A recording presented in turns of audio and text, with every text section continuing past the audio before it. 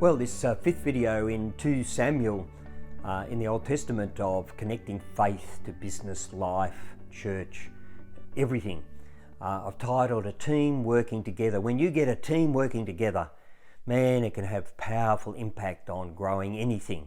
And the atmosphere, and people love the atmosphere, want to be there, want to work, and they will go beyond the call of duty in a team that is working together. And when you look at 2 Samuel chapter 8 verse 1 through to chapter 10 verse 12, it talks about a team working together. And I've got 8 points I'll quickly go through of some of the things you can look at. Number one of a team working together is it starts with a plan. The book of Proverbs says man plans his way, but God directs his path. So you have a plan, you're listening to God, and if you're getting off track and you're listening to God, he's going to direct you back on the right track because he wants the plan to succeed. So number one starts with a plan. Number two, you develop a structure. It's interesting as you start to develop a structure to grow, to be able to manage things.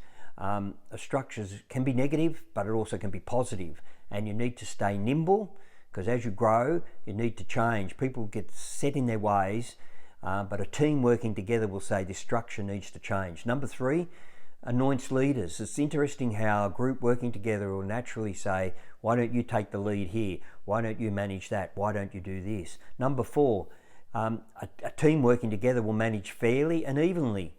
Everyone is treated evenly no matter who they are in the position. They don't expect the leader to do everything.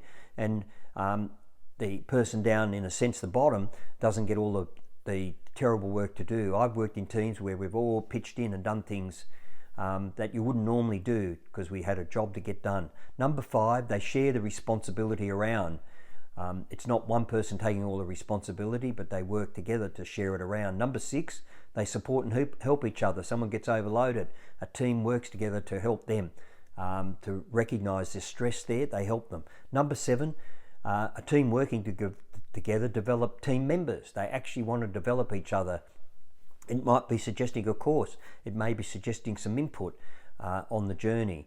Number eight, working as a team together will grow loyalty. A very powerful team that will work together, and they'll go through thick and thin. They'll go through anything to make it happen rather than trying to resent each other and knife each other. So is your team working together in your church, in your business, in your department? If it's no, then you need to work at it. If there's an attitude of them and us, you need to work at it. That's not good. It should be a conversation of we did this. And I still have today too many people who say, I did this, I did that, it was my decision. And it should be, we did this. I learnt this years ago, we did this, we're in this together. Even if there was something that I actually did myself, it was we. We did this because I wouldn't have been able to do that if they weren't doing what they were doing. So it is a we anyway. So we need to get rid of the I out of our language.